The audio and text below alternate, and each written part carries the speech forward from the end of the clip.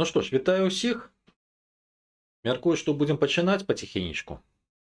Адпішыцесь, як там чуваць, як бачна. Тэма сённяшняга стрыма гэта прагноз падзей на пачатак 27-го году.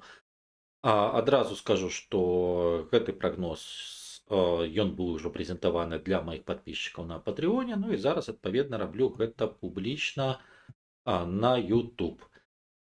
Сам стрым будзе адносна доўгім, адразу магу сказаць, таму што гаварыць ёсць шмат чаго і адпаведна абмяркоўваць ёсць шмат чаго. Таму што паробіш, будзем нейкім чынам набярыць цярпення, таму па табліцах буду размаўляць прыкладна і спрабаваць штосьці патлумачыць сваё бачанне 10 хвілін 40-45, пасля адказы на пытанні, дапокуль гэтыя пытанні будуць. Пытанні могуць задаваць падпісчыкі з гісторыі падпіскі ад 5 хвілінаў, таму тых, хто хоча удзельнічаць у абмеркаванні, калі ласка, далучайцеся, падпісвайцеся і адпаведна пасля гэтага удзельнічайце ў дыскусіі. Адзіная просьба па дыскусіі па магчымасці быць максімальна карэктным адзін да аднаго. Нам трэба вучыцца, скажем так, размаўляць між сабою. Мяне гэта не тычыцца, мяне можаце, скажем так, касціць рознымі словамі, а вось адзін да аднаго прашу быць максімальна карэктным. Што ж, паехалі. Для пачатку пытанне прагнозу на 2025 год. Што з гэтага адбылося? Я просто пакажу таблічку базовую прогноза. Яна выглядала вось так, і зараз я паспрабую яе просто павялічыць.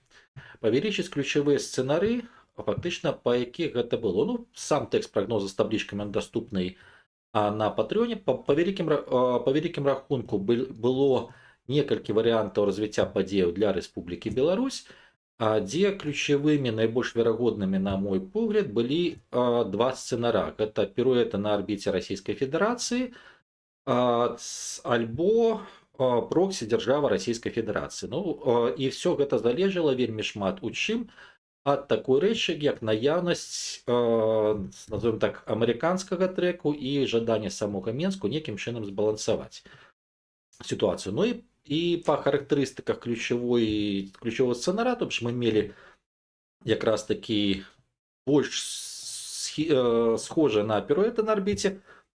Ну вось характарыстыкі ключавога сцэнара па арбіце, па піруэтах на арбіце Расійскай Федэрацыі. Зараз у тэкставым фармаце я сюды выведу, што мы мелі. Яшчэ раз, прагноз прэзентаваўся ў лютым 25 года, і па вялікім рахунку вось што мы мелі на фінал, і гэта стартавыя пазіцыі на пачатак 26-го.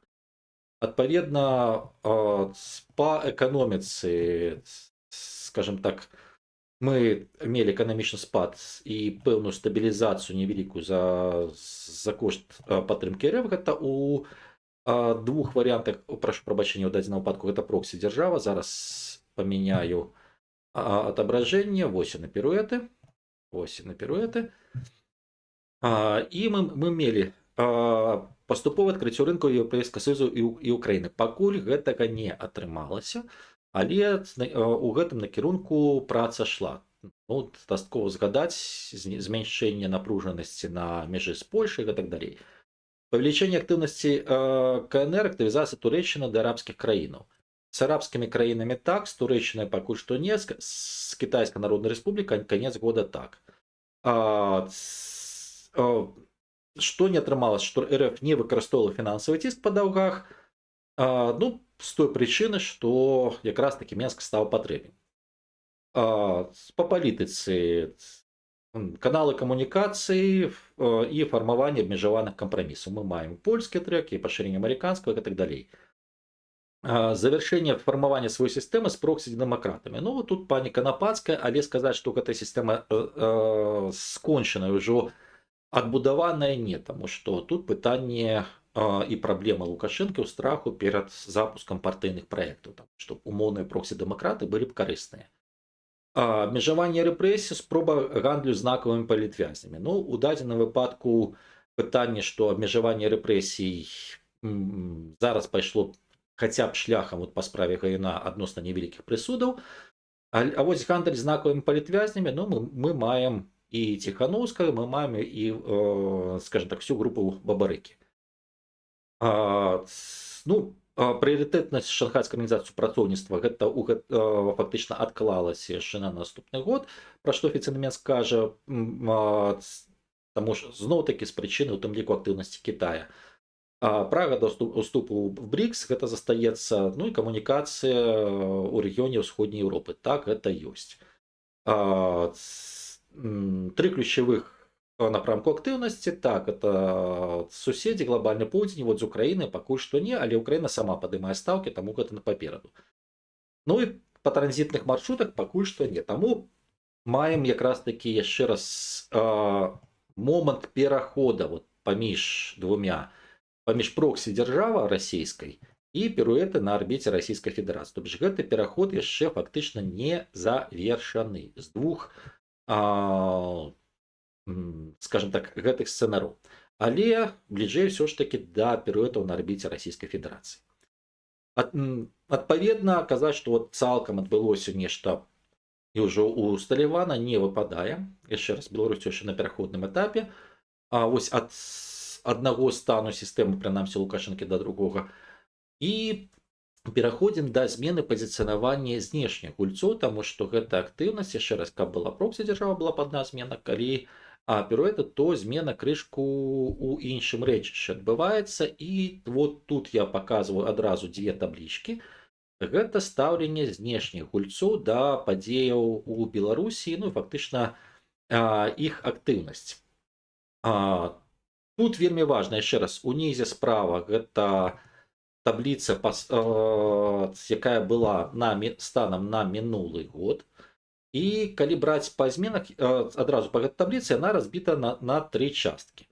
Фактычна першы гэта, вот на шэрым фоне слупочкі, гэта стаўленне да беларускай незалежнасці, стаўленне падтрымка ці не падтрымка, стаўленне да эканамічнага супрацоўніцтва з Рэспублікай Беларусь афіцыйным Менскам, стаўленне да адкрыцця транзіту альбо выкарыстання Беларусі як транзітнай краіны, вайсковае супрацоўніцтва альбо палітыка, якая ідзе на канфрантацыю. Далей, адносіны да палітычных зменаў, то бишь транзіт улады, ці захаванне рэжыму, ці дэмакратызацыі.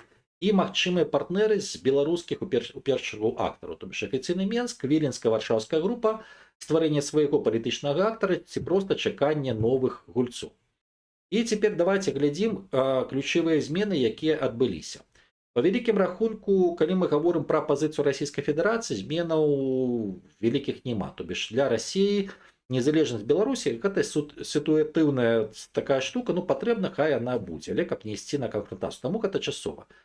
Транзіт пажаданы, асабліва калі будзе амерыканскі трэк, ну плюс сама Расія транзіта, допустим, на кітайскім трэку она зарабляе. Таму тут гэта ёсць. Плюс пытанне Турэччыны, гэта і нафта, і газ, і іншыя тавары, гэта ёсць. Магчымасці канфрантацыі, так, ёсць, але тут чыннік асноўны, я маю на ўвазе з афіцыйным Менскам, але тут чыннік асноўны гэта пазіцыя Кітаю і ЗША, і наколькі яны далёка зойдуць якраз такі на поле расійскага сферы ўплыву. Стаўленне да палітычных зменаў. Транзіт улады так, але транзіт улады на свайго чалавека ці сваю групу. Гэта нікуды не змянілася, гэта Лукашенко цудоўна адчувае. І менавіта таму спрабую быць незаменным. Захаванне рэжыму, тут зноў-такі, покуль ён незаменны, падаецца, то гэта так. Дэмакратызацыя, ну, на цяперашнім этапе не, таму што няма ўласнага гульца, які б гуляў на гэтым дэмакратычным полі. Магчымы партнер афіцыйны Менск, так. Віленская варшаўская група, тэарэтычна так, пры ўмове змены палітыкі, зноў-такі гэта вельмі моцна залежыць ад фармата заканчэння вайны в Украіне і ад таго, ці будзе за нас кончана. Стварэнне свайго, ну, хацелось бы, але жорсткі бан гэта не магчымасць і альбо недапушчальнасць, проста чаканне нейкіх зменаў, якія Беларусь адбудуцца самі па сабе. Гэта азначае, што Расія застаецца актыўным актарам. Для Злучаных Штатаў Амерыкі незалежнасць, ну, у прынцыпе так, але гэта таксама не з'яўляецца ключавым. Эканамічнае супрацоўніцтва таксама так. Дзе адбыліся змены параўнаўчы з мінулым годам? Транзіт тавараў, і тут пытанне не толькі тавараў, скажем так, кітайскіх, альбо там з Еўропы ў Расію, а гэта яшчэ пытанне транзіту, магчыма, і беларускіх тавараў, той же сама калійкі. І вельмі важна, што змяняецца, гэта ізноў такі амерыканскія прапановы па завяршэнню вайны в Украіне, а гэта пытанне транзіту у першую чаргу в будучым пры умове, назовем так, завяршэння вайны в Украіне, ад дакладней замарозкі па амерыканскім сцэнарыю ці блізкім да яго, гэта развіццё супрацоўніцтва штату з Расійскай Федэрацыі, адпаведна роля Беларусі як транзіцера. Беларускае вайсковае супрацоўніцтва, яно па-ранейшаму, скажем так, фактычна недапушчальнае. Канфрантацыя можа быць, але не абавязкова. Стаўленне да транзіту ўлады, калі будзе, для штатаў гэта цудоўна. Захаванне рэжыму таксама дапушчальна. Дэмакратызацыя дапушчальна, але вот таксама змена стаўлення, і оно звязана са зменай стратэгіі нацыянальнай бяспекі Злучаных Штатаў Амерыкі. Зараз гэта не сама мэта. Гэта азначае, што калі гэта будзе, окей, не будзе таксама нічога страшнага з гледзяча штату. А магчымы партнеры. Афіцыйны Менск, ну так, адбудоўваецца у пэўным сэнсе партнерства. Віленскі, варшаўскі групы, ці зараз дакладней дзве варшаўскія групы, таксама магчыма. Стварэнне свайго стана на сёння не. А чаканне новых гульцоў, ну, калі раней штаты займалі пазіцыю, што гэта дапушчальна, але не, скажем так, на гэта стаўкі не будзе, то зараз гэта абсалютна дапушчальна. Фактычна, гледзяш вот якраз такі стварэнне свайго актара на беларускім полі, штаты пакуль што бяруць паўзу, таму вот рэжым чакання таксама можа быць. Пазіцыі Еўрапейскага Саюзу. Па вялікім рахунку яны амаль незменныя, апроч толькі таго, што ў пытаннях транзіту, калі раней гэта было толькі Кітай, Расійская Федэрацыя і так далей, зараз вельмі важны фактар, гэта пазіцыя Злучаных Штатаў Амерыкі. У астатнім, ну, па вялікім рахунку, тое ж самае, што незалежнасць мае быць, эканамічнае супрацоўніцтва ў будучым яно было пажадана, транзіт улады вельмі пажаданы, захаванне рэжыму часткова дапушчальнае, дэмакратызацыя вельмі пажадана, магчымы партнер афіцыйны Менск, але згледзяшча зноў-такі магчымых актыўнасці Кітая і КНР. Віленска-варшаўская адбудзецца само сабой. Стварэнне свайго, ну, тэарэтычна вот зараз можна будзе гаварыць пра афармленне яшчэ дадатковых групаў барыкі. Чаканне новых гульцоў таксама дапушчальна.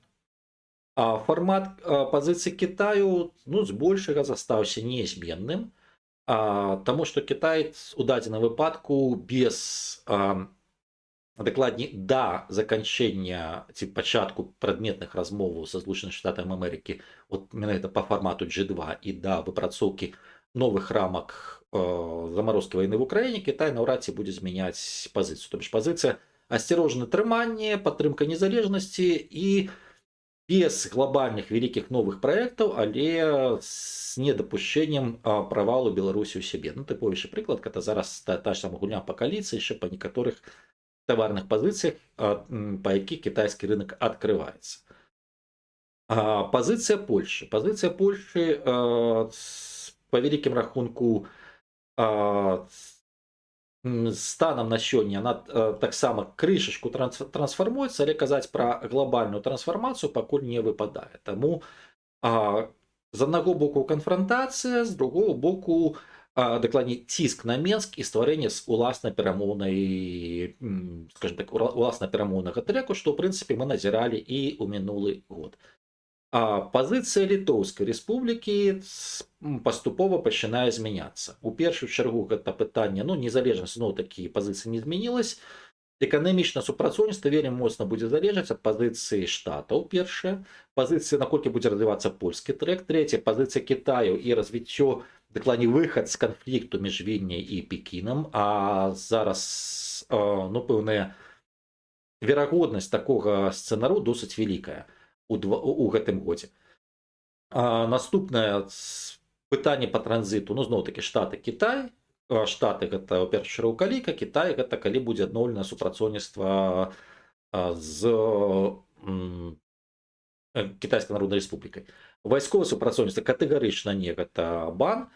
Канфрантацыя магчыма, але калі раней яна была, скажем так, асноўным варыянтам зараз ужо не асноўны варыянт, зважаючы на тое, што ёсць фактор амерыканскага перамоўнага трэку. Ну і адпаведна стаўленне да зменаў у Беларусі, то бишь гэта транзіт улады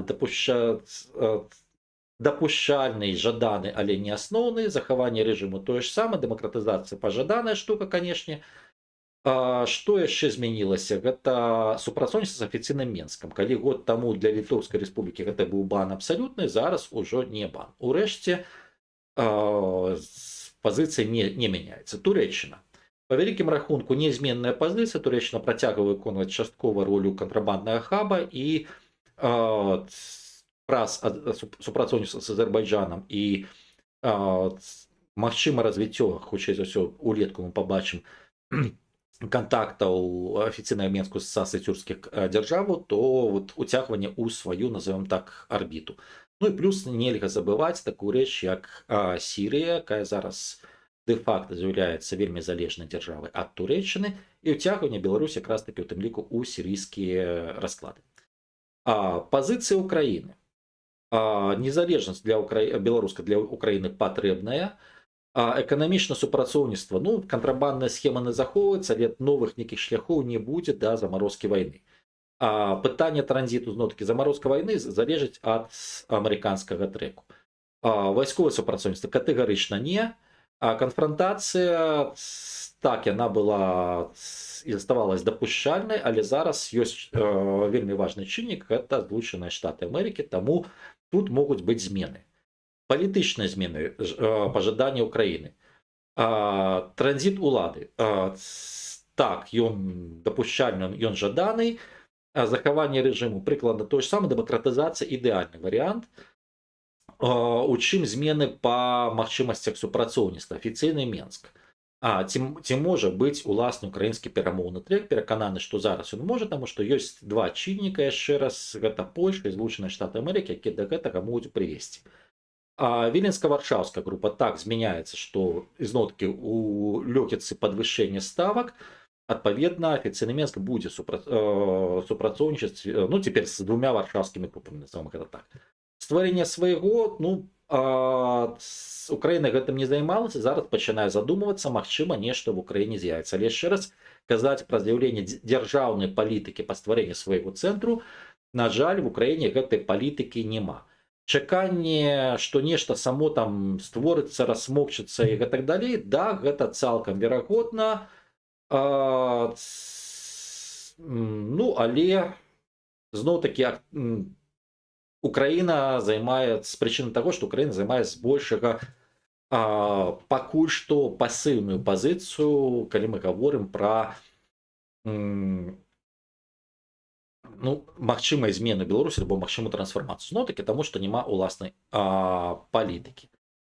Цяпер вось гэта са знешнім контурам. То бишь мы бачым, што зноў-такі вось гэты пераходны шлях ад проксі дзяржавы і дэманстрацыі, што афіцыйны Менск гатовы да піруэтаў, ён можа спрычыніць у тым ліку змену знешнепалітычнага пазіцыянавання.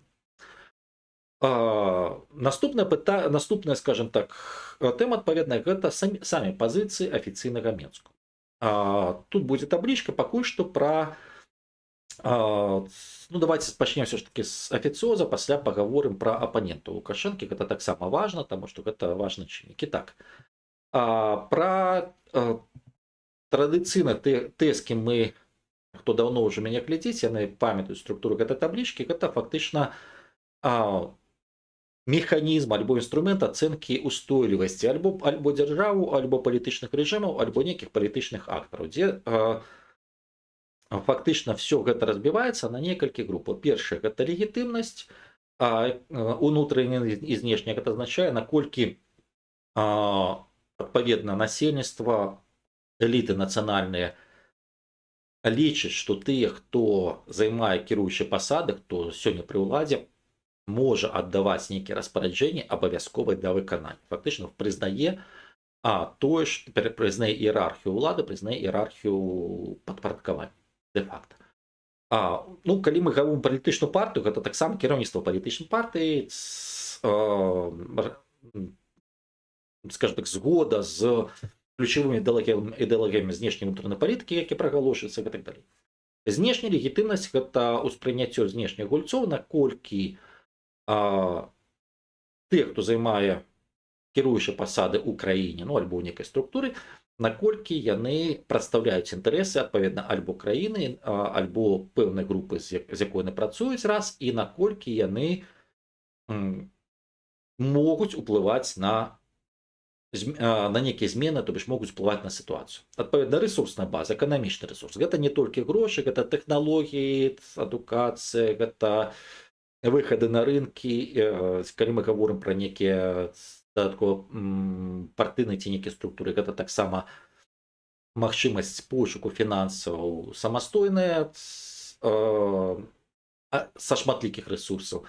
Гэта падтрымка ад насельніцтва і так далей. Сілавы рэсурс. Тут не толькі людзі з кійкамі, альбо там судовая сістэма, гэта механізм прымусу да выканання сваіх рашэнняў, калі вельмі коротка.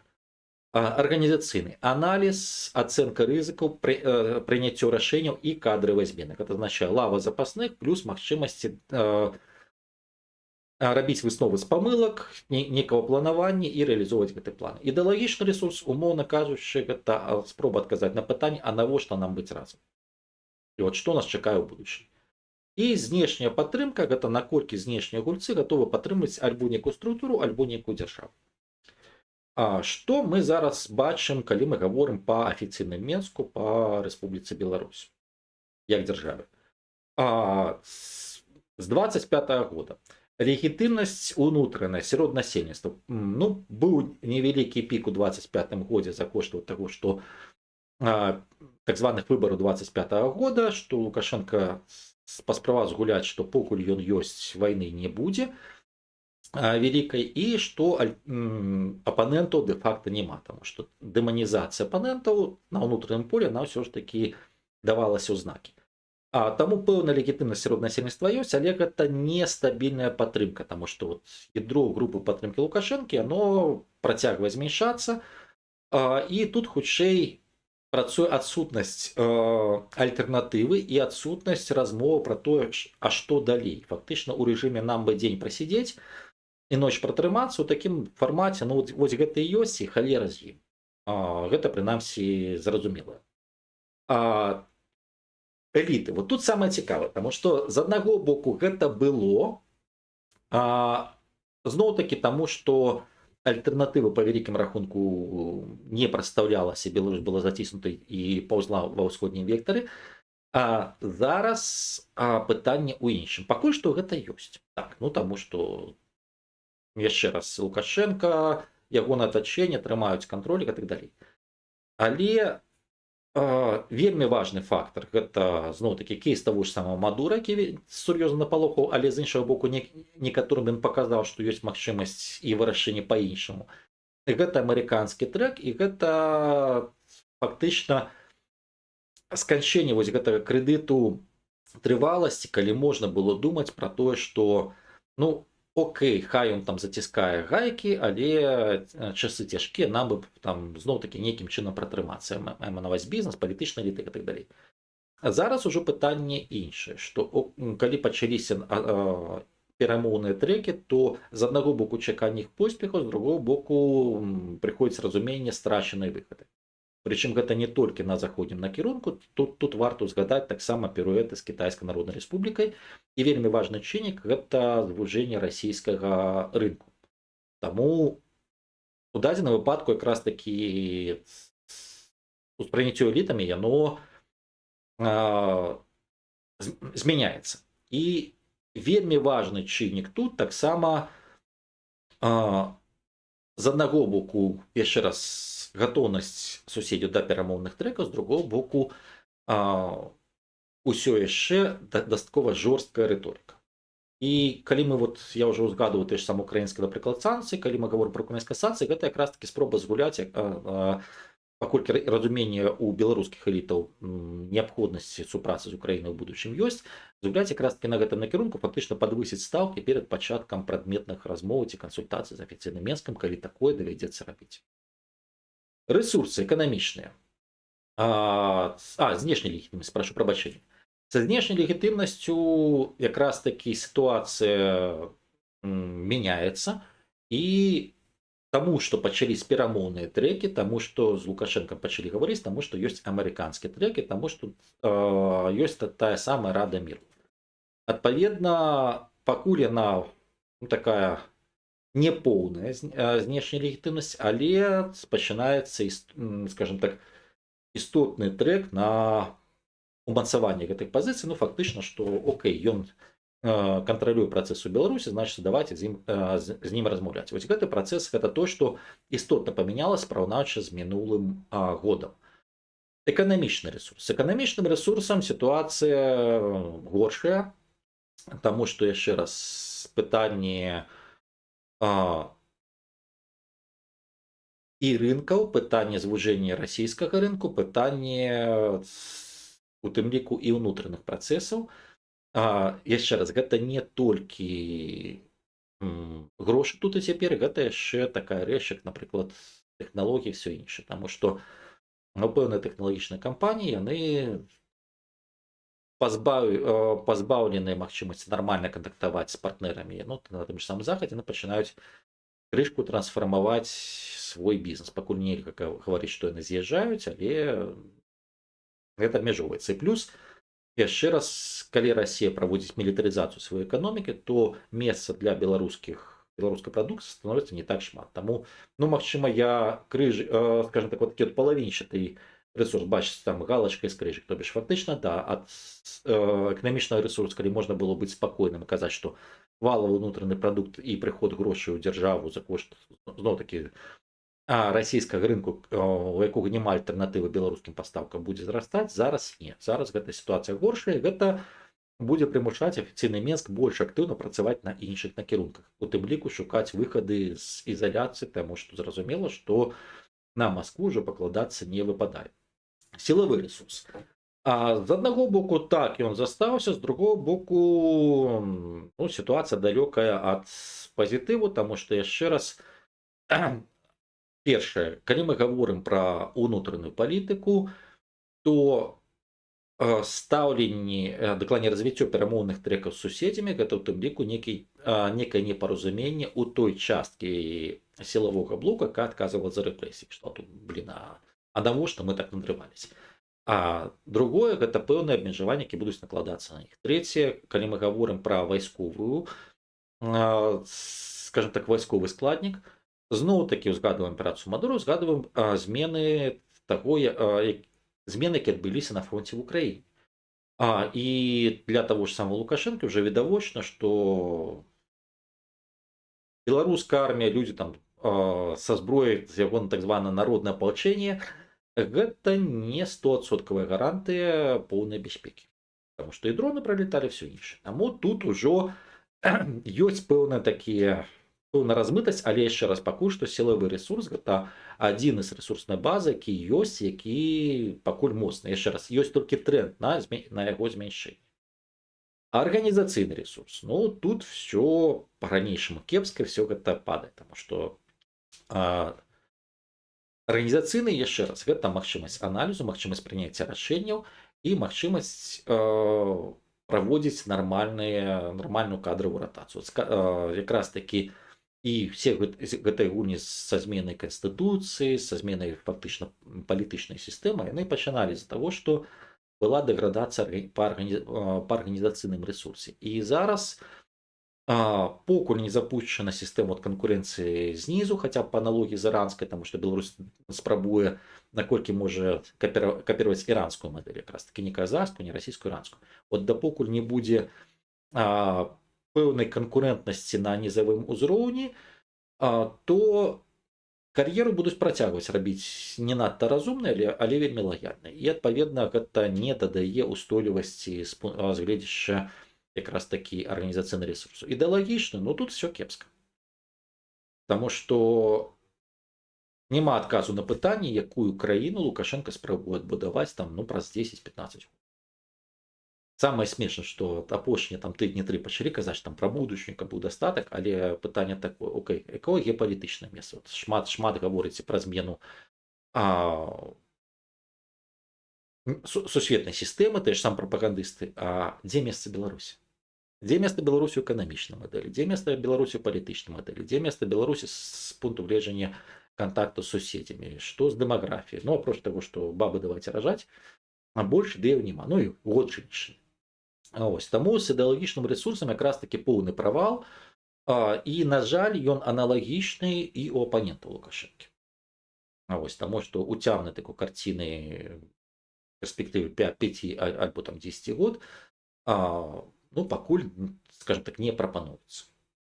Ну і знешняя падтрымка, калі год таму можна было казаць, што она ёсць, і она частковая і ў першую чаргу за кошт Расійскай Федэрацыі, але што гэта падтрымка она пастаянна падала. А зараз я б ужо не браўся так казаць, таму што так з боку Расійскай Федэрацыі ў Расіі грошай не так шмат, але ёсць жаданне купляць пэўныя беларускія тавары, у першую чаргу тая ж самая нафтапрадукты і так далей.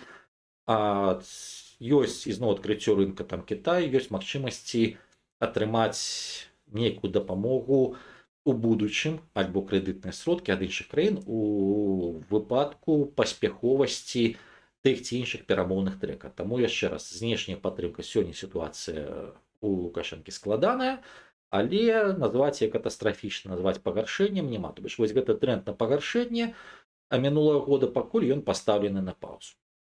Калі мы гаворым пра апанентаў Лукашэнкі, карыстаючись той же самой табліцы, то мы маем ну, сярод насельніцтва, калі мы берем, калі раздзеліць дыаспару і тых, хто застаўся ў Беларусі, то ёсць пакуль адносна стабільныя пазіцыі ў дыаспары, але яны ўжо размываюцца, прычым размываюцца не першы год. Унутры Беларусі тут досыць спрэчна, таму што яшчэ раз палітыка дэманізацыі і адсутнасць нармальнай камунікацыі, за што мы выступаем, у тым ліку з боку вільнюскай і варшаўскай групы, гэта ну, істотна гуляе супраць іх. Знешняя легітымнасць, калі мы гаворым пытанне, допустим, еўрапейскіх краін, так яна захоўваецца, і ніхто станам на сёння множыць на 0 там палітычна пані Ціхановскую там ці пана Латушка ніхто не будзе. Вот, яны будуць працягваць ездзіць, гаварыць, і будуць працягваць прымаць, але гэта да пары да часу, плюс з'яўляецца яшчэ раз вельмі важная рэч, што будзе паступова афармляцца група Бабарыкі. Гэта вельмі важны чыннік, таму што у 27-м, 6-м і пачатку 27-го года гэта час афармлення гэтай групы, яна не будзе яшчэ вельмі актыўным актарам.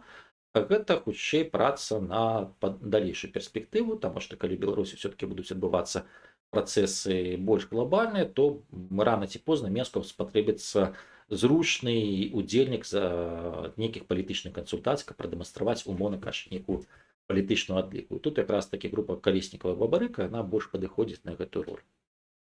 Таму станам на сёння пакуль гэта проста час на афармленне гэтай групы. Калі мы гаворым па рэсурснай базе, то эканамічны рэсурс так ён змяншаецца, таму што з бізнесам спакойна спрацаваць не здолелі.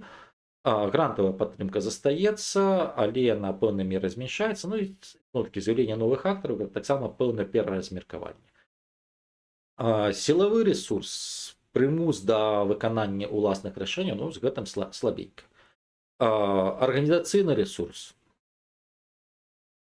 Ну, станам на сёння маем крызіс, таму што фармальна, скажем так, структуру шмат, але што на сябе ўяўляюць, гэта вялікае пытанне, якая рэальная роля. Паглядзім, што будзе з каардынацыйнай радай, аб'яднаны пераходны кабінет, ну, у тым жа стане, у якім ён існаваў апошнія 1,5 гады, ён будзе працягваць існаваць офіс Святланы Ціхановскай, ну, пасля пераезду гэта пэўная рэарганізацыя. Але з іншага боку паглядзім яшчэ раз на групу Бабарыкі, калі яе ўспрымаць як таксама частку ўсяго гэта агульнага працэса. Ідэалагічны рэсурс, ну тут, на жаль, і гэта адна з прычынаў, чаму ёсць падзенне легітымнасці, чаму ёсць падзенне ўсяго іншага. З ідэалагічным рэсурсам тут таксама все пакуль што, ну, не так радасна, як хацелася б. Таму што яўных вот таких вот кароткіх пасылаў, за што мы выступаем, апроч таго, што скінем Лукашэнку і ўсё, ну, пакуль вот у выглядзе такой сфармаванай канцэпцыі, якая не абавязкова она мусіць быць адна, няхай там некалькі груп, але некалькі сфармаваных канцэпцый, допустим, якія паслядоўна даносяцца насельніцтву альбо прапануюць насельніцтву для абмеркавання, гэтага пакуль няма, на жаль. Хаця пэўныя крокі у такім накірунку пачынаюць адбывацца. Ну і знешняя падтрымка, гэта у выпадку эміграцыйных цэнтраў, ну, просто завязана на знешнюю легітымнасць і вот той самы эканамічны рэсурс, яна няхай падае, але будзе заставацца. Таму на першы погляд можа падавацца, што вот вонкава рэжым Лукашэнкі там умацаваўся, але як паглядзелі зараз па гэтай таблічке, ну я б не сказаў, што гэта умацаванне такое крытычнае, таму што ён все яшчэ працягвае знаходзіцца ў стане крызісу і в стане кіруемага крызісу он можа працягваць знаходзіцца толькі пры актыўнай пазіцыі і пры актыўнай працы, скажем так, па слабых месцах. Ну і тут вельмі важна тыя ж самыя перамоўны і іншыя трэкі, і вельмі шмат у чым залежыць ад пазіцыі знешніх гульцоў. Таму што унутраныя межы трываласці, ну, яны ўкрай нізкія. Адпаведна, зараз перайдзем да такой рэчы, як таблічка сцэнароў на 2026, пачатак 27 году. І тут я спачатку пакажу агульная гэта таблічка выглядае, а далей мы, скажем так, з вами пройдземся ўжо ў павялічаным фармаце, я буду паказваць, мы з вами пройдземся па яе частках. Вот агульная, як гэта таблічка выглядае, таксама 6 ключавых сцэнароў, яны застаюцца, что называется, незменнымі. Гэта, калі мы гаворым пра ключавыя сцэнарыі злева направа, гэта найгоршы для Беларусі сцэнарый, гэта анексія Беларусі Расіі плюс хуткі транзіт уладу Беларусі на якраз таки пад маскоўскага кандыдата. Другі сцэнарый проксі дзяржава Расійскай Федэрацыі, ну гэта тое ж самае, што было і ў мінулым у прагнозе на 25 год, але з мінімальнай магчымасці падрэйфу і падрыхтоўка да таго ж сама транзіту пад Маскву, таму што ў дадзеным выпадку, калі актывізаваліся іншыя трэкі, то фармат проксі дзяржавы і улічваючы, што Расія абпалілася з той ж самай Арменіяй, з Малдовай, то фармат проксі дзяржавы ў Крэмле будзе разглядацца толькі як прамежны фармат. Прыоритет на арбіце РФ. Ну, гэта сёння адзін з базавых сцэнараў, гэта сцэнар, пры якім Рэспубліка Беларусь спрабуе, скажем так, з аднаго боку застаецца ў залежнасці ад Расійскай Федэрацыі, але пры гэтым спрабуе адбудаваць нейкія паралельныя трэкі, атрымліваючы за гэта і палітычныя бонусы, і эканамічныя. Ад перыяду на арбіце РФ да кітайцаў са знакам якасці. Гэта фармат, пры якім Беларусь, застаючыся фактычна дыктатуры або нават дэмакраты, але калі яна сыходзіць пры пэўных варыянтах цалкам у арбіту ўплыва Кітайскай Народнай Рэспублікі. Фактычна гэта у ідэале гэта узбекскі трэк, але з таго, што можа быць за год, гэта хутчэй больш падобна на умоўна казахскі трэк. І планаванне хуткіх зменаў пад транзіт улады па іранскім сцэнары, гэта новы сцэнар, які ёсць. Гэта якраз такі ўнутраная змена Беларусі для таго, каб выйсці на больш-менш устойлівы які-небудзь з іншых сцэнараў. І ад перыяду на арбіце РФ да наш сукін сын. Гэта фактычна амерыканскі трэк. Ну а зараз будзем глядзець па кожнаму з варыянтаў. Давайте просто я буду павялічваць таблічку, і мы будзем глядзець па гэтай табліцы, просто бегчы па сцэнарах, і сходзячы з гэтага ўжо будзе бачна і крытычныя моманты, фактычна тое, што ўплывае на развіццё сітуацыю Беларусі, і адпаведна, я думаю, што тыя ці іншыя палітычныя актары, ці тых, хто мае амбіцыі быць палітычнымі актарамі, яны будуць адпаведна рабіць, змогуць зрабіць нейкія высновы. Итак, стартовая позиция. Звужэнне расійскага рынку, аднаўленне кітайскага рынка, магчымасці на далёкай дузе. Пры гэтым нестабільны стан, про які я сказаў, гэта эканоміка, адкрыццё рынку КНР і трэк Злучаных Штатаў Амерыкі. Гэта эканоміка. Палітыка. Аслабление изоляции, дзякуючы американскому треку, и з'являются перамоўныя треки с суседзямі. Завершается формование своей системы, законодаўчыя рамки готовы, практычных крокаў пакуль няма. Драбление оппозиции, праца фісенамеску, пастарэнне трэцяй сілы. Ну, то, пра што я казаў пра Бабарыку, і, магчыма, яшчэ там та ж самая Канапацка, хтосьці яшчэ, паступовае вызваленне палітвязняў. міжнародная палітыка, за прыярытэт шанхайскай арганізацыі супрацоўніцтва, БРІКС, пры гэтым важны амерыканскі трэк. Як па Беларусі, так і па вайне Расіі супраць Украіны. Таму што ад гэтага вельмі шмат чаго будзе залежаць якраз таки ўнутрыбеларускіх раскладах. Суседзі гатовыя размаўляць з Лукашэнкам, але падымаюць стаўкі перад дыялогам. Давайте узгадаем, як Польша падымала стаўкі, давайте узгадаем пазіцыю Літоўскай рэспублікі, давайте паглядзім, што робіць Украіна. Рыторыка саюзнай дзяржавы, але пры гэтым, нягледзячы на прыярытэт шанхайскай арганізацыі супрацоўніцтва, вот якраз такі артыкуляцыі вельмі важнасці кітайскага трэку, што кітайскі трэк ёсць нумар 1, на бліжэйшы час будзе не так шмат. Прычына гэта ізноў такі чаканне Китаю, што Мінск будзе выконваць пэўныя свае хатнія заданні, пэўныя свае абяцанкі. Другая рэч, гэта перамоўны трэк са Злучанымі Штатамі Амерыкі. І нарэшце гэта чаканне вынікаў перамоваў альбо глобальных кансультацый між Трампам і Сі.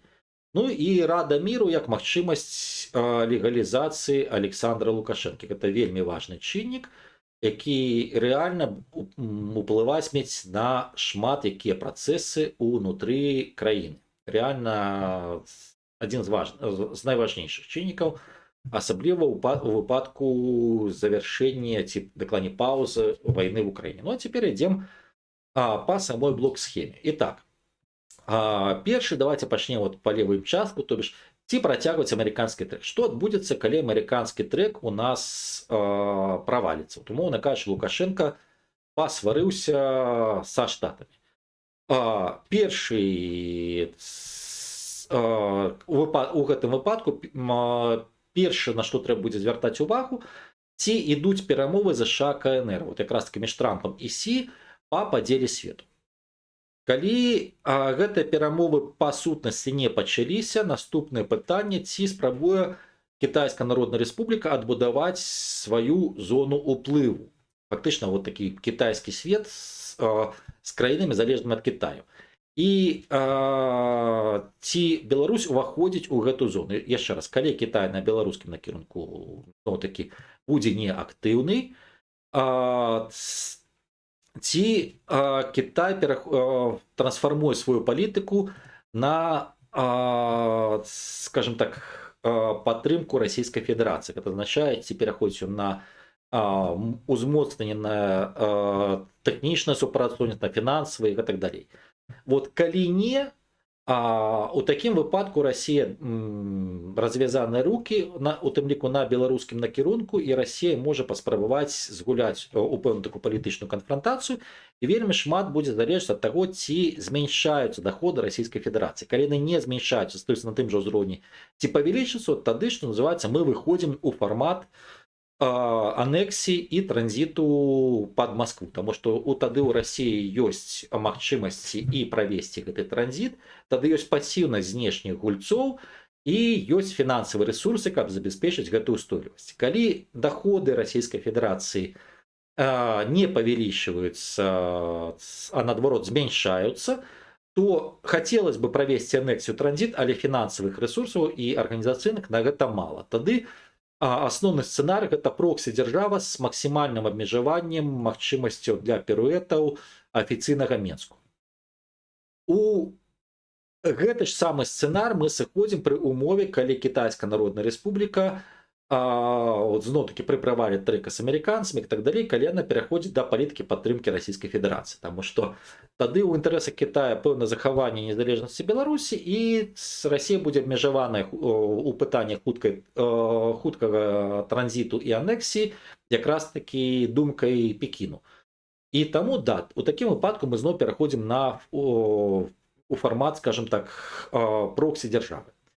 Цяпер вернемся крышку вышэй і паглядзім на іншы выбар, то бишь, калі Кітайская Народная Рэспубліка спрабуе адбудаваць свой перамоўны трэк. І у такім выпадку, як не парадаксальна, але ў нас становіцца вельмі важным перамоўны трэк Польшчы. Ці развіваецца перамоўны трэк Польшчы і ці адбываецца перамоўны трэк Літоўскай Рэспублікі. Магчыма, як скажем так, працяг, альбо як вынік наяўнасці амерыканскага трэка. калі ён не развіваецца, то ці ёсць самастойная палітыка Еўрапейскага саюзу на беларускім накірунку, ці выпрацавана гэта самастойная палітыка ў новым ці абноўленым фармаце. Калі гэтага няма, зноў-такі проксі-дзяржава Расійскай Федэрацыі.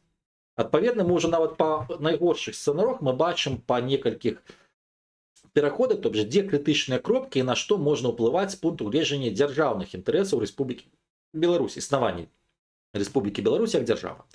Цяпер, калі ёсць польскі перамоўны трэкі, магчыма, з літоўскіх, альбо калі пры адсутнасці гэтых трэкаў ёсць абноўленая еўрапейская палітыка, тады мы пераходзім на піруэты на арбіце РФ у якасці базавага сцэнара.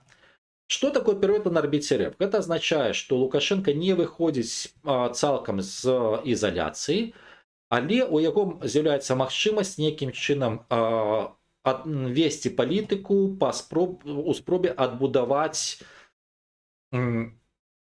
альбо пачаць нармалізацыю адносінаў з іншымі дзяржавамі. І пэўным чынам, назовем так, кампенсаваць расійскі ўплыў. Гэта азначае, што Расія не можа правесці хуткую анексію. Гэта азначае, што так, расійскі ўплыў застаецца дамінуючым, але пры гэтым пагрозы незалежнасці тут і цяпер ужо не адбываецца. Падымаемся вышэй. Ці ідуць перамовы Злучаных Штатаў Амерыкі і, скажем так, і КНР, калі яны ідуць. Ці ёсць умоўны мірны падзел свету? Прашу прабачэння, тут стрелачку чырвоную не намаляваў адразу. Калі не, то мы вяртаемся якраз таки на цыкл, ці развіваецца трэк Польши і Літвы. Ну, фактычна побач, таму подумкі можаце дамаляваць яе. Калі гэты падзел свету, скажем так, ён такі ёсць, дакладней размову пра гэты падзел свету, пра зоны ўплыву, мы зноў вяртаемся у фармат тых же самых зонаў уплыву і падзел уплыву ў свеце. Ключавым, назовем так, атображением альбо ключавой ілюстрацыяй, што Беларусь уваходзіць у еўрапейскую зону, явна она не ўваходзіць, ёвайці будзе ўкрай цяжка, але што она ўваходзіць не ў расійскую, допустим, будаваную кітайцамі зону, але больш-менш, назовем так, умоўна, ці то цывілізаваную, ці то адкрытую да размовы з краінамі захаду. Ці Беларусь працуе на шляху уступлення в БРИКС, і ці адкрываецца гэты шлях. Пакуль што яшчэ раз нагадаю, што ён закрыты. Калі гэтага шляху няма, мы зноў вяртаемся да пытання, ці змяншаюцца даходы Расійскай Федэрацыі. Калі пры гэтым ёсць умоўны падзел свету, але даходы Беларусь не ідзе ў БРИКС, але даходы Расійскай Федэрацыі павялічваюцца наадварот, то мы ізноў свалімся ў фармат проксі-дзяржавы, скажем так, проксі-дзяржавы Расійскай Федэрацыі з дамінуючым расійскім уплывам. Калі ж доходы Расійскай Федэрацыі змяншаюцца, тады мы пераходзім да сцэнару, які зараз ёсць фактычна базавы, гэта вось он, піруэты на арбіце Расійскай Федэрацыі. Цяпер ізноў падымемся крышку вышэй, і па БРИКСу фармат, калі, скажем так, Беларусь на шляху ў БРИКС. Яшчэ раз, гэта не азначае, што Беларусь вступіла ў БРИКС, але ёсць уцямныя перспектывы, калі гэта можа адбывацца. Тады ключавое пытанне, апроч там перамоўных трэкаў Літоўскай Рэспублікі, Польши, ці ёсць беларуская палітыка Еўрапейскага Саюзу, самастойна абноўленая, улічваючы новыя рэаліі, і кітайскія, амерыканскія і так далей. Фактычна, ці ёсць рэвізія еўрапейскай палітыкі. Калі гэтага няма, мы вяртаемся ў фармат піруэта на арбіце РФ. Калі гэта ёсць, то бишь ёсць адноўленая еўрапейская палітыка, адноўленае бачанне, што, ну, скажем так, месца Беларусі ў сусветнай сістэме, пры тым, што яшчэ раз Беларусь паступова ідзе па шляху БРИКС, то тады мы пераходзім да вельмі цікавага сцэнара, што ад піруэту на арбіце РФ да кітайцаў са знакам якасці, дзе фактычна з Беларусю будуць супрацоўнічаць, але гэта супрацоўніцтва, оно будзе, скажем так, умоўна вытворным ад таго, як Беларусь адбудоўвае палітыку аднаўлення добрасуседства з еўрапейскімі краінамі і на якім узроўні знаходзяцца беларуска-кітайскія адносіны. У такім выпадку, да, эканамічны ресурс афіцыйнага Менску можа рэзка ўзмацніцца. Па палітычным, па знешняй палітыкі будзе ціск як з захаду, так і з усходу, нармалізацыі адносін з суседзям. Таму што яшчэ раз, для Китая, Беларусь, якая развіццё дакладней сваёй зоны ўплыву, з Беларусю, якая знаходзіцца в ізаляцыі, ну просто банальна невыгадна. Ну тут пытанне не каштоўнасцяў, тут пытанне просто, як бы сказаць, грошай. Ідзем далей. Вяртаемся на самую верхнюю пазіцыю і якраз такі сцэнарый. Ці адбываецца замарозка вайны в Украіне? Вельмі важны сцэнар. І от тут вот наступна, што ў выпадку гэта замарозка, ключавое пытанне, ці гэта адбываецца па трэку Злучаных Штатаў Амерыкі, які і ці задзейнічае Вашынгтон Раду міра як структура, якая будзе хотя б часткова апекавацца аднаўленнем інфраструктуры Украіны, таму што ў такім выпадку афіцыйны Менск будзе спрабаваць увайсці па ваеннай здзелкі па лініі Расійскай Федэрацыі, Злучаных Штатаў Амерыкі, Расійскай Федэрацыі ЕС і ЗША Украіны. Калі гэтай замарозкі няма ад слова зусім, вот яе просто ў 26-27, пачатку 27 года яе няма. Бакі размаўлялі, але не дамовіліся. Вот пераходзім на наступную частку слайда. Пытанне, ці калі не дамовіліся, ці абноўлены фармат, у першую чаргу, ці абноўлены фармат перамоўнага працэсу з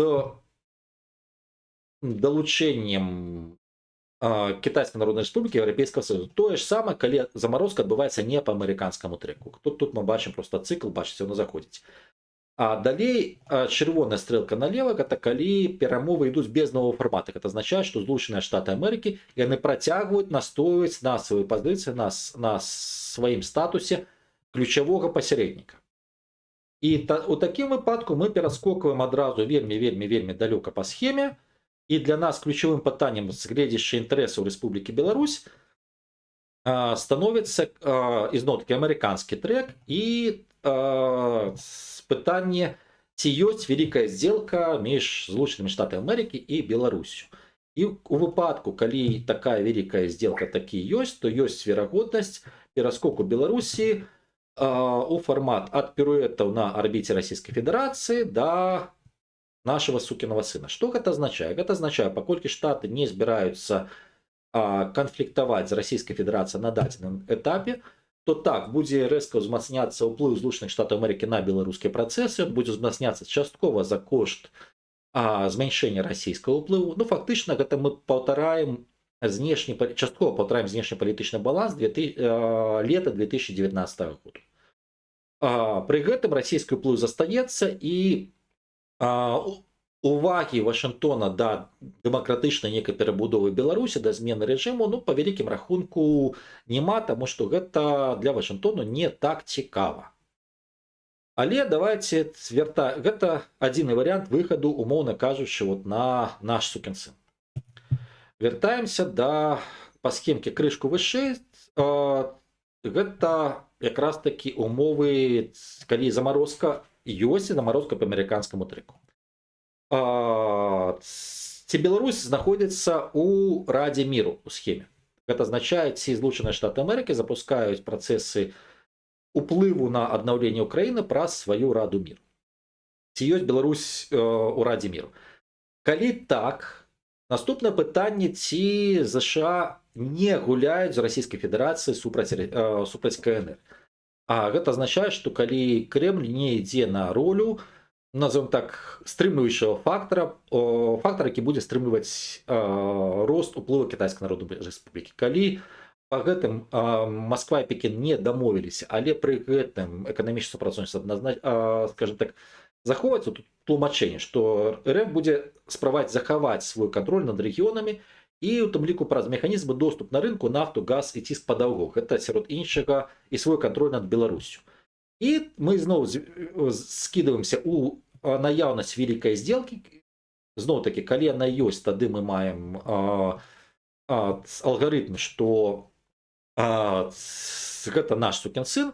Калі гэтага няма, то мы выходзім, скажем так, на пытанне актыўнасці Китая ў Рэспубліцы Беларусь, і адпаведна Калі Кітай актыўны, але пры гэтым актыўныя Злучаныя Штаты Амерыкі, пры гэтым, скажем так, вялікая сделка са Злучанымі Штатамі Амерыкі не адбылася, ось тады магчымасці альбо дакладней не магчымасці, тады афіцыйны Менск вымушаны будзе для выхаду з патавай сітуацыі, таму што сітуацыя тады складаецца неўстойлівая, бо ЗША кроку на ўмацаванне няма, з Китаем канчаткова кроку на ўмацаванне няма, таму што ёсць пытанне, скажем так, адносінаў з Расіяй, адносінаў з Пекінам. З Масквой ёсць працягваецца ціск, вельмі няўстойлівая пазіцыя тады, але пры адсутнасці жаданняў ключавых гульцоў, гэта Кітай, Масква, Расія і Злучаныя Штаты Амерыкі, нейкім чынам, ну, скажем так, парушаць гэты баланс хісткі з класу, што проста слабая пазіцыя афіцыйнага Менску, але пры адсутнасці пагрозу парушэння гэтага балансу, тады афіцыйны Менск для выхаду на новыя магчымасці вымушаны будзе пайсці на падрыхтоўку вельмі хуткага, скажем так, вельмі хуткіх зменаў пад падрыхтоўку транзіта ўлады. Яшчэ раз, гэта не азначае сыход Лукашэнкі ў 26-м, пачатку 27-го года, гэта азначае ліхаманкава дабудову сістэмы пад гэты сыход. Таму што 26 пачатку 27-го года гэта не пра вялікія змены. Ну, адпаведна, калі Кітай не актыўны Беларусь, тады базавы сцэнар гэта піруэт на арбіце Расійскай Федэрацыі. Вяртаемся зноў у верхнюю частку схемы. Калі Беларусь не ў Радзе міру, не ўваходзіць у Раду міра, тады мы зноў вяртаемся да пытання актыўнасці Кітаю, і зноў такі толькі што разгледжаны сцэнар, гэта варыянт альбо падрыхтоўка да транзіту, альбо піруэт на арбіце РФ. Калі Беларусь у Радзе міру і Злучаныя Штаты Амерыкі не гуляюць з Расіяй супраць Кітаю, то Расія паспрабуе захаваць сваю зону ўплыву з Беларусю альбо у перамовах, альбо частковая сделка РФ супраць КНР. І зноў такі пытанне актыўнасці Кітаю, зноў такі два варыянты: альбо планаванне хуткіх зменаў, альбо піруэты на арбіце Расійскай Федэрацыі. Ну, адным словам, вось вам базавы сцэнарны, скажем так, разлік. Той, хто хоча, можа проста паглядзець, скажем так, альбо падлічыць, залежна ад таго, на якім этапе мы будзем знаходзіцца ў той ці іншы час, верагоднасць наступлення таго ці іншага сцэнарыя. Ну, нават банальна прыкінуць гэта можна пры кожным бінарным выбары, даўшы 50/50 на кожны з варыянтаў.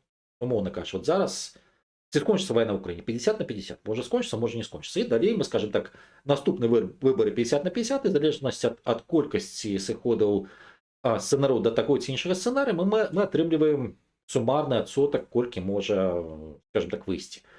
Пакуль што найбольш верагодны гэта ўмацаванне сітуацыі з піруэтам на арбіце РФ, але верагодным становіцца магчымасці сцэнару падрыхтоўкі да транзіту, што таксама вельмі важна, таму што малаверагодны сцэнарый свайго сукінага сына, но кітайцы знакам якасці гэта таксама станам на сёння малаверагодны. І параўнаючы з мінулым годам істотна зменшыўся сцэнар хуткай анексіі, ну, таму што, па-першае, у Расіі меншыя грошы, па-другое, паглядзім, як будуць ісці знешнепалітычныя працэсы вакол Беларусі. Гэта трэк ЗША Кітай, от сустрэча ўжо будзе, умоўна кажучы, 14-15 траўня, гэта і трэкі вакол Украіны, і перамоўныя трэкі непасрэдна з самой Беларусю. Таму гэта вот важныя такія штукі, на якія трэба звяртаць увагу. Ну, быццам бы па тым, што я збіраўся казаць, вот за гадзіну, слухайце, я за гадзіну паспеў. Ну, а цяпер паступова пераходзім да адказу на пытанні. Только гарбатку пап'ю.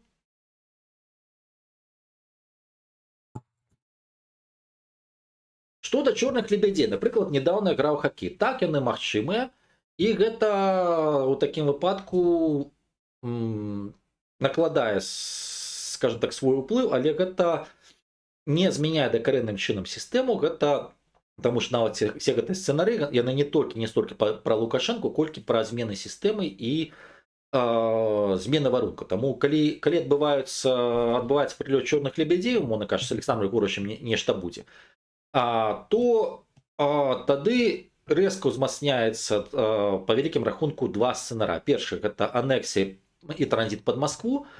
І другі сцэнарый гэта планаванне хуткі змену пад транзіт па іранскім сцэнары. Гэта азначае першы гэта актыўны гулец Расійскай Федэрацыі, другі гэта актыўны гулец якраз такі беларускі палітычная эліта, номенклатура, што не выключае ў гэтым сцэнарным поле стварэнне некага аналага, назовем так, дыялогу унутры з рознымі беларускімі актарамі, тым болей, што калі мы гаворым пра іранскую мадэль, яна перадбачае стварэнне на нізавым узроўні палітычнай канкурэнцыі.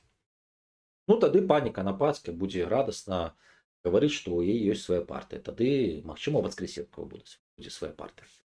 Адным словам, так званыя апазіцыйныя. Гэта каб было зразумела. Ну цяпер ідзем далей. Так, другое пытанне. Игорь, добрый вечер. Что китайцы хотят от Беларуси, что им не дает Рыгорыч? Вопрос первый. Вопрос второй. Войдут ли американцы, китайцы в белорусскую колейку? Если да, то когда? Ну, давайте так. Калі мы говорим глобально, то для китайцев это частково рух ідзе. Это выход з, назовем так, спирали эскалации с суседзямі. Гэта гарантыі для захавання інвестыцый і гарантыі для захавання грошай, таму што все гэтыя ідэі Лукашенко, што зараз мы там альбо у кагосьці заберем і падзелім, там канфіскуем, гэта кітайцаў сур'ёзна напружвае. Трэцяе пытанне гэта пытанне супрацоўніцтва у вайсковай тэхнічнай сферы, а менавіта жорсткія гарантыі таго, што кітайскія тэхналогіі не патрапяць у Расійскую Федэрацыю. Згледзяшча ваенкі, вот менавіта вайсковых тэхналогій гэта ёсць, згледзяшча дадатковых тэхналогій, якія ідуць в цывільную галіну, гэтага цалкам няма. Чацвёртае гэта банальная чеснасць у разліках. Пятае гэта прынамсі паказаць якую ролю ты адводзіш сабе, гэта завязваецца на ідэалагічны ресурс, то бишь кім ты хочаш быць у бліжэйшыя 5-10 год. Яшчэ раз, для Китая важна у тым ліку гэта бачанне самой Беларусі. То бишь альбо ты хочаш просто сітуатыўна гандляваць, альбо ты хочаш кітайскі грошы, альбо ты хочаш займаць некую пазіцыю і быць, назовем так, некім актарам з уласнай палітыкай, дзе ёсць месца Китаю, ёсць месца іншым. Потому что без додаткового тлумачения, просто заверениями, что мы с вами все равно будем дружить, гэта Пекин крышку напружвае. На большасць гэтых пытанняў адказаў няма. Плюс па часткі, калі мы гаворым рэалізацыя у тым ліку сумесных праектаў або інвестыцыйных, тут конкретныя крокі, якія мусяць быць у выглядзе змены закону, у выглядзе указу прэзідэнта, такіх пакуль што няма. Хочу нагадаць, што указ про оборону инвестиций и гандаль паслугамі з Китаем і адпаведна іншыя нарматыўныя акты, якія пайшлі ў развіццё гэтага, яны прымаліся 1,5 гады пасля таго, як былі абяцаныя. Таму гэта, калі коротка, пул не то што прэтэнзій, патрабаванняў. Адпаведна, калі Мінск ідзе гэтым шляхам, то з боку Китая ідзе пэўны палёг к адкрыццю рынку. Калі Мінск не ідзе з гэтым шляхам, рынкі закрываюцца. Все вельмі проста. Калійка так, у калійку цалкам верагодна, што ўваходзіць будуць, але яшчэ раз, тут пра гэта была асобны у мяне ролик. Гэта пытанне ад таго, наколькі будзе актыўна беларуская нацыянальная жывёла жаба. Гэта, груба кажучы, наколькі Лукашенко шмат захоча грошай. Таму што калі ён паспрабуе прадаць гэта за тыя грошы, колькі гэты актыў не каштуе, то в прынцыпе кітайцам гэта не так патрэбна. Хаця іх палітыка все адно застаецца павелічэнне на сваім рынку долі угнаенню з лакацый, якія менш залежаць ад Злучаных Штатаў Амерыкі. І, адпаведна, для Китая незручная сітуацыя, калі США будуць адзіным гульцом, які выходзіць з беларускую калійку. Таму як не парадаксальна, але ў дадзеным выпадку, калі заходзіць США, то вельмі можа быць, што зойдзе і Китай. Гэта вот такая грымаса, што называецца, доля. Что с Турцией, когда она уже проявит активность в Беларуси? Станом на сегодня, пока ідзе война, не. Пры гэтым Турэччына яна працягвае супрацоўнічаць з працай Азербайджан у галіне вайсковых паставак і так далей. Вельмі можа быць, што Турэччына будзе прыцягваць Беларусь у пытанні адбудовы інфраструктуры ў Сірыі. Шансы ёсць вельмі вялікія, інтарэсы Анкары ёсць, але ізноў-такі туркі будуць глядзець на вынікі таго, як Менск згуляе з гэтым бінарным выбарам амерыканскі трек плюс Кітай, таму што на Кітаем таксама вельмі завязаныя. І паралельна з гэтым ужо праводзіць свой. Турэччына зараз мае паўднёвы Кавказ, Турэччына мае Сірыю, Турэччына мае блізкі ўсход, і адпаведна дадаваць яшчэ пытанні дадатковы галоўны боль менавіта ўплыў на Беларусь, актыўную гульню пакуль што яны не бяруцца. Але яны будуць і зараз дзейнічаць, будуць дзейнічаць хутчэй эканамічнымі метадамі, тым болей яшчэ раз, што ёсць вельмі зручны пасярэднік, гэта Азербайджан. Вопрос пятый. Как вы считаете, сколько времени уйдет на разрубление литовского гордиевого узла, когда откроется Клайпеда? Я думаю, что до конца 2026 года это отбудется. Вопрос шестой. О, бог ты мой! Петр, ну вы даете. Когда Европа зашевелится на белорусском направлении, когда начнутся переговоры? Сам Европейский Союз, я вельмі моцна сумнеюся. Але пасля польскага літоўскага трэку хутчэй за ўсё адбудуцца шэраг кансультацый, і я ўсё ж таки ставлю, што перамовы пачнуцца не у выглядзе перамоў усяго Еўрапейскага Саюза, а просто пашырэннем кола перамоўшчыкаў. Кансультацыі будуць пра палепшэнне адносін з ЕС у цэлым, але драйверамі будуць верагодней за ўсё гэта Нямецчына, Францыя, ну хаця хутчэй Нямецчына, магчыма Аўстрыя, магчыма хтось з скандынаўскіх краін.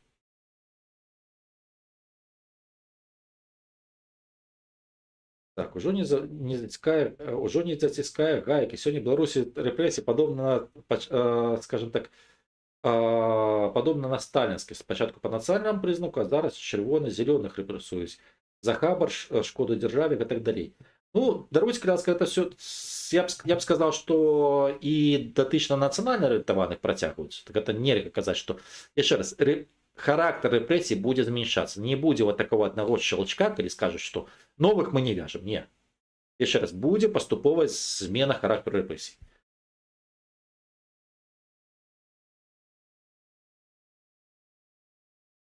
Экономики нема, некто повинен отказать за непрацующую систему, откажет чиновники бизнес. Но я бы не сказал, что экономики нема. Даруйте, когда сквозь кидаться такими заявами, что экономика есть, экономики нема, я бы не стал, потому что калі ты аналізуеш, трэба цвёрда разумець, што пэўныя фінансавыя інструменты, пэўныя межы трываласці афіцыйнага Менску ёсць.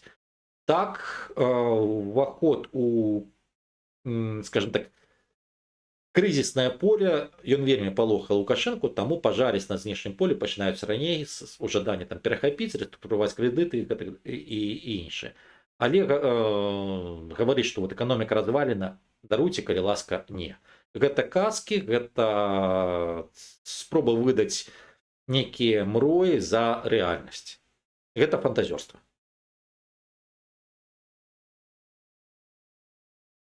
У мене одного звуку немає. Ну, начебто, якщо питання задають, то начебто звук є у інших. Тому швидше за все у вас одного. Я перепрошую.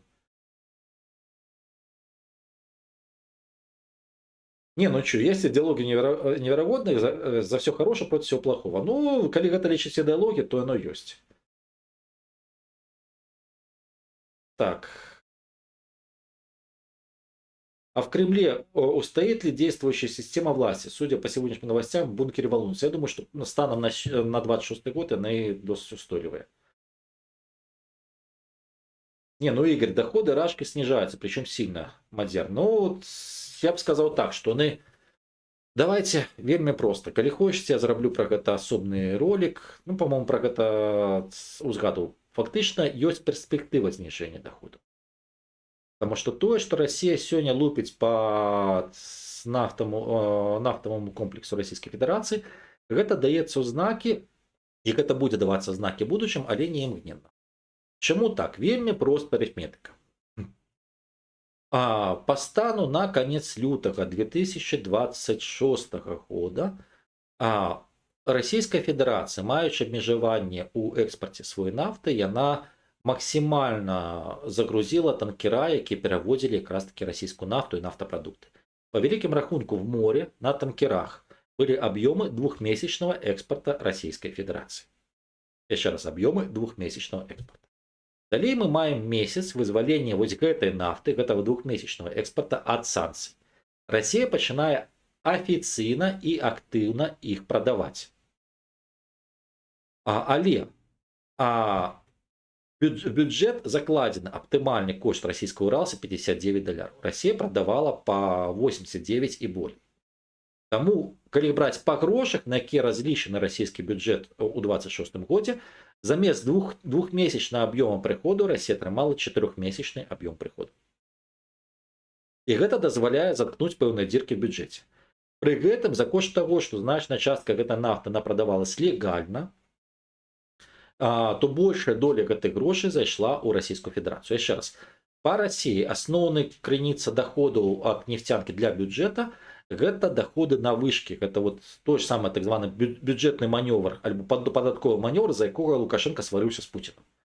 Потому что податки зараз здымаюцца на моменте здабычы нафты, вот, калі она вышла з-пад земли. И вот з гэтым фінансуецца бюджет. А другая частка, вот то, что приходит, это доходы нафтовых компаний, дивиденды и доходы, які приходят уже от внешнеэканамічнага агенту. Але гэта крышечку пазней. И вот российским Уралсом он отбывается, назовем так, по шэрых и напалову контрабандных схемах, то значная частка гэтых грошей, яна застаецца в европейских, в американских, в іншых юрисдикциях, яна не вяртаецца ў Россию. Потому что навошта Россия все одно потрібно фінансаваць так званы паралельны імпорт. І вот на рахунках гэтых фірмных прокладок гэтыя грошы застаюцца. Таму, калі вот гавораць, што Россия скончыцца грошы на вайну, вот на вайну якраз таки ёсць. Прычым гэтыя грошы не ў России. Але калі большая частка вот таких другасных нафтовых доходов заставалася за межамі Российской Федерации, узнікае пытанне, а што прыходзіць у бюджет. Яшчэ раз, апроч вот першая частка гэта падаткі, якія знялі на, скажем так, сведравіне, а другая частка ад прыбытак вот з гэтага не заходзіла. Зараз гэта зашло. Дзіркі не пазатыкалі. То бишь, умоўна кажучы, замест яшчэ раз двухмесячных доходаў нармальных яны атрымалі 4 месяца. Лічым красавік, травень, чэрвень, ліпень. Вот до гэтага часу і все нормально. Плюс, калі танкер 200 разгружаецца, ён пажадана яго загрузіць нанова. І вот тут якраз таки украінскія ўдары на вельмі балючыя, тому што хуткасць абарочваемасці флота упала прыблізна на палову.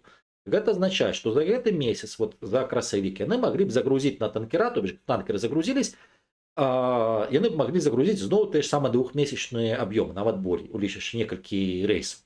Але гэта не атрымалось. Тым не меней, Россия працягвае прадаваць свою нафту в Індыю і так далей, частка причем легально, и таким чином отрымліваецца, что дзесьці до верасня, кастрычніка Россия з гледзячы бюджета она часткова стабілізавалась. Іншая справа, что удары по НПЗ и удары по, скажем так, магчымасцям перевалки нафты ў портах, яны прымушаюць Россию зніжаць аб'ёмы дабычы. Вось гэта вельмі балюча. Пакуль што гэта зніжэнне на ўрайоне 2%, але гэта вельмі балюча, тому што вось гэта першасна 2%, з якіх сплачваюцца падаткі ў бюджет.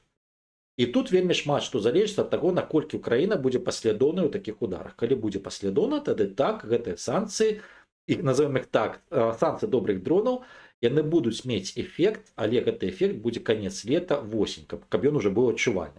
Альбо час для рэакцыі Пуціна гэта сярэдзіна лета. Вот неяк так.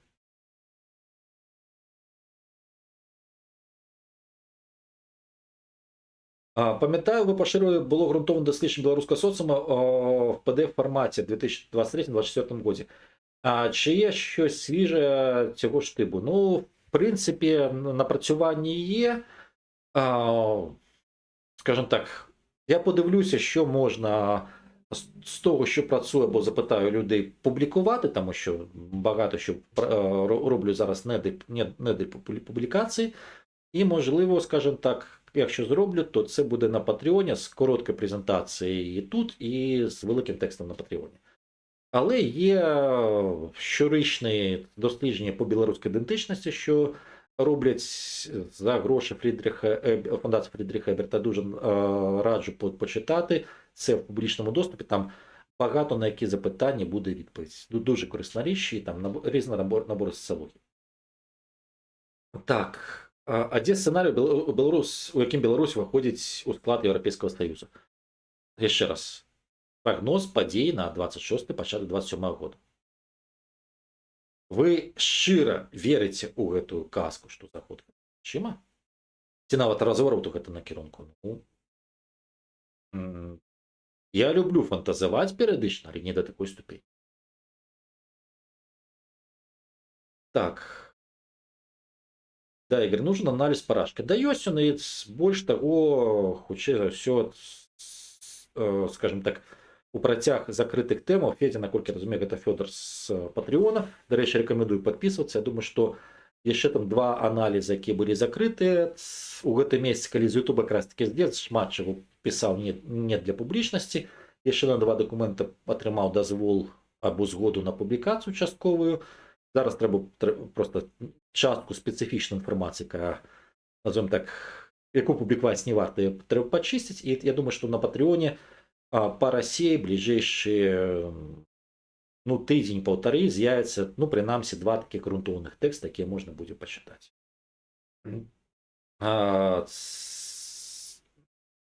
Игорь, разъясните, пожалуйста, заявление Мерца для Украины, мол, откажитесь от захваченной территории и вы вступите в Евросоюз. Это новая позиция ЕС. Это спроба неким чином шукать варианты, как бы сказать, и схіліць Украіну да больш актыўных кампрамісаў да Расіі і пры гэтым даць нейкую цукерку. Але тут пытанне, зноў-такі, калі мы гаворым пра Донбас, просто для Расійскай Федэрацыі важным этапам завяршэння вайны альбо замарозкі гэта не толькі пытанне тэрытарыяльнае, альбо не столькі пытанне тэрытарыяльнае па Ўкраіне, колькі яшчэ пытанне кампрамісу з боку Еўрапейскага Саюзу. Альбо по мадальнасці уступу Украины в ЕС, альбо про стварэнне еўрапейскіх сілаў бяспекі, дзе яны будуць размешчаны і так далее. І для России важно, каб Россия мела голас на шляху уступлення Украины в ЕС. І яшчэ раз уплыў якраз таки на вось гэтыя сілавыя і на пытанне НАТО, і на пытанне ЕС. І гэта кампраміс, на які фармальна паралельна з трэкам перамоўным па заканчэнню вайны, быццам мусіць пайти Еўрапейскі Саюз. Асабліва гэтае пытанне будуць актывізаваны, калі Украіна не ідзе далей на тэрытарыяльныя саступкі Расіі, напрыклад, не выходзіць з Донбаса. Адпаведна, паставьте себе на месца Мерца. Мирная дамова на працягу бліжэйшых месяцаў магчыма пры пэўным наборы кампрамісаў, дзе ёсць не не ўсе гэтыя кампрамісы, а альбо. І ёсць, умоўна кажучы, альбо нейкі кампраміс з боку ЕС, альбо тэрытарыяльныя саступкі Украіны. Натуральна, што самому ісці на нейкія саступкі не хочацца, а калі гэта зробіць нехта іншым, давайце няхай зробіць. Таму нічога пакуль крытычнага няма, гэта просто адзін з такіх камушкаў, замер, назовем так, агульнай тэмпературы па лекарні і замер магчымай рэакцыі афіцыйнай Кіева. Так. Толькі нафта, все накірункі эканамічна не выцягнуць, што з будоўлі, з машынабудаваннем, металургіяй і так далей. З гэтым все кепска, і зноў-такі я адсылаю на тэксты на Патреоне, тыя, якія былі, такія будуць, таму што ёсць тэкст, як даўно ўжо вешаў, як Кітай працуе з Расійскай Федэрацыяй, там вельмі цікавая схема пад тым, як Пекін фактычна працуе на прымітарызацыю расійскай эканомікі. І тут все опирается у форматы заканчэння войны, потому что для России вельмі важно выйсці з заканчэння войны с так званой гісторыяй перамоги. Потому что война для России это война за статус геопалітычнага гульца от першай лігі. Калі ты выходишь в таких позициях, то якраз таки тэхналагічнае пераўзбраенне, грошы ў тую ж самую машынабудаванне, у металургію не машынабудаванне, некія новыя тэхналогіі, яны могуць прыйсці якраз таки, умоўна кажучы, пад статус амаль што супердзяржавы. Потому что просто у статусе бензоколонки передавать тэхналогіі неяк так не выпадае. І менавіта таму для России украй важна выйсці з гэтай гісторыі перамогі, потому что пад геопалітычны функцыянал дзеліцца ресурсамі будуць. Просто потому что Россия такая вот Россия, никто этим займацца не будзе. І таму Расія якраз такі ідзе да апошняга, бо выхад без гісторыі перамогі гэта ну катастрофа адразу па шмат якіх накірунках. Тут гэта таксама вельмі важна разумець. Ну што ж, спадарства, ну быццам бы паразмаўлялі, слухайце, гадзіна 20, я нават хутка паспеў. Ну і ад вас пытанняў не так багата, ну спадзяюся, што на тыя, што прыйшлі, я адказаў. На гэтым я думаю, што ўсё. Дзякуй, што глядзелі, вялікі. Спадзяюся, што раз'ясніў, спадзяюся, было цікава. Традыцыйна для ўсіх моих роликаў лайкайте, подписывайтесь на канал, расшаривайте, ставьте там звоночек оповещения, робите спонсором на канале, падтрымлівайце подписка на патреоне, тым больше яшчэ раз паўтару, што ну нават бліжэйшыя тыдні будзе для чытачоў на патреоне некалькі вельмі цікавых і грунтоўных тэкстаў, што называется для таго, каб нападумаць. Ну і у астатнім традыцыйна не верьте ни аднаму майму слову, спрачайцесь, дыскутуйце між сабою, беріце інфармацыю са шматлікіх крыніцаў, і любой гаворачай галаве верыць не варта. Варта прыходзіць да ўласных высноваў, а пасля ўжо можна з любым спікерам пагаджацца ці не пагаджацца.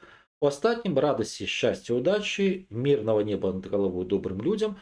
Ну і можна сказаць, што зараз па сезону белых запальных ночей в Российской Федерации. На гэтым усё. Счастливо!